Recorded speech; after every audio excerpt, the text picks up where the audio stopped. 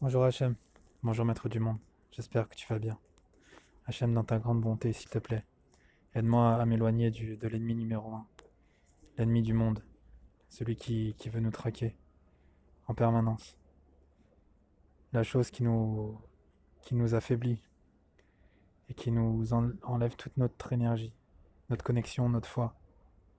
Aide-moi s'il te plaît Hachem, aide-moi à pouvoir m'éloigner de lui. Aide-moi s'il te plaît Hachem, dans ta grande bonté, à pouvoir réaliser et avoir conscience de l'identité de cet ennemi-là. De ne pas croire que c'est un ami mais un ennemi. Hachem d'amour, aide-moi, je t'en prie, dans dans toutes tes bontés, dans, dans ta splendeur, à pouvoir m'éloigner de l'ennemi qui s'appelle la tristesse.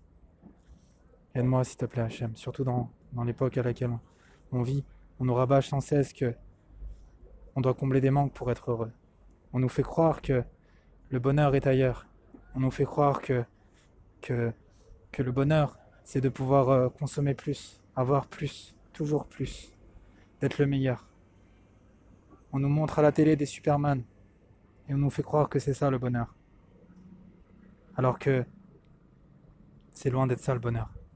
Avant, il y avait beaucoup de personnes qui étaient heureuses, simples, joyeuses.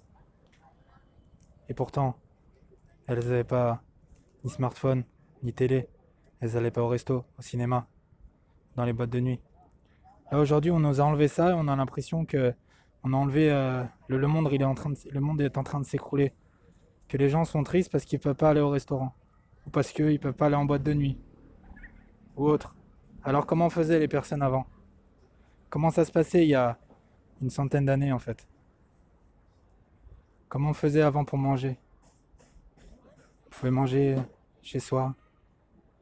C'était nous-mêmes, notre épouse, qui nous préparait à manger. Avec de la sainteté, avec amour, avec joie. Et on mangeait vraiment de la sainteté. Parce que dans ta grande bonté, tu as créé les aliments avec des équations extraordinaires qui comportent chacune les quatre éléments, des éléments fondamentaux, qui sont le feu, l'air, l'eau et la terre. Et chaque personne, en fonction du moment où elle est née, en fonction de comment elle est créée, en fonction de la date à laquelle elle est arrivée sur Terre, le jour, etc., elle a un pourcentage de ces quatre éléments-là. Il y a des personnes qui sont plus du côté feu, qui sont plus, on va dire, à, à même d'être colériques, qui ont besoin de sensations fortes, des qui sont plus coléreux, qui sont plus chauds, on va dire.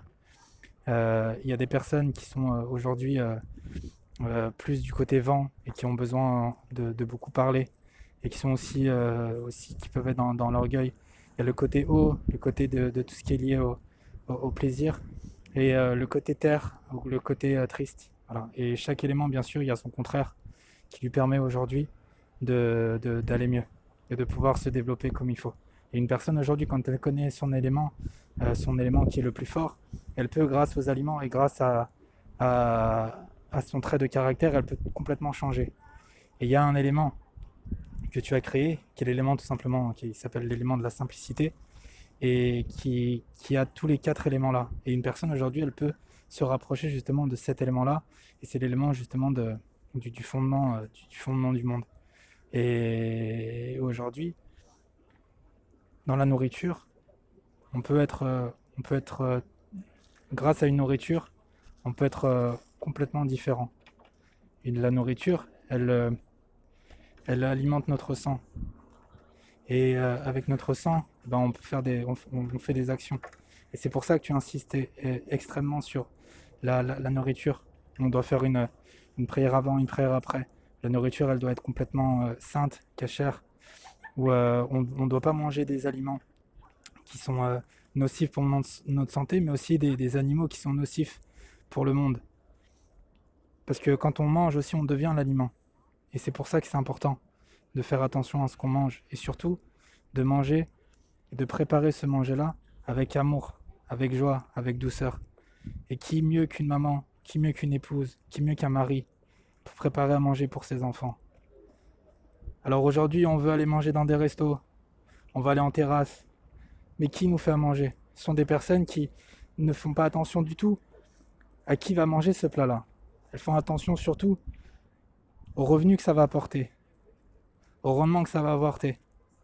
Quand on prépare à manger, toutes les pensées que les personnes font quand elles font à manger, c'est pas forcément que la personne qui va manger, elle soit en bonne santé, qu'elle soit bien, qu'elle soit heureuse, qu'elle soit joyeuse.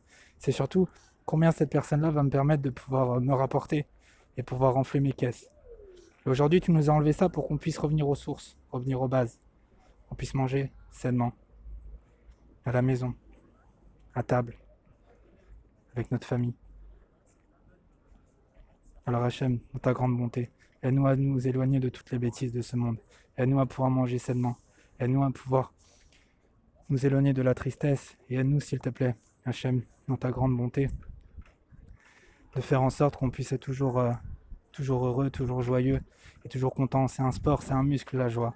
Et il faut aujourd'hui en profiter, s'il te plaît, Hachem, dans ta grande bonté, maître du monde, Ribono Shel Olam. Et tout ce qui peut se passer dans le monde, tout ce qui peut...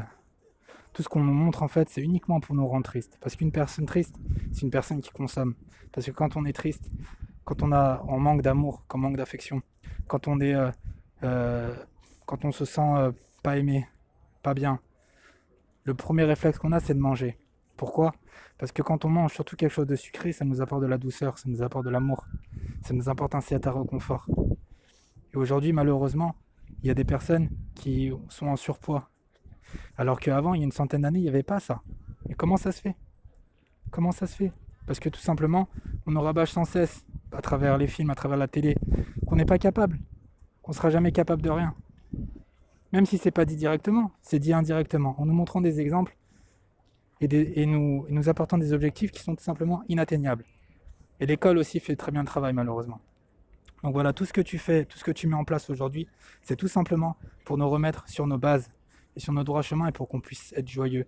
Parce que la joie, c'est un bouclier qui va permettre de pouvoir surmonter toutes les épreuves de la vie. Et la joie, c'est tout simplement, comme le dit Rabbi Nathan, la joie, c'est déjà Mashiach. Quand on est joyeux, on est déjà avec Mashiach. Alors qu'on soit joyeux, s'il te plaît. Merci Hachem.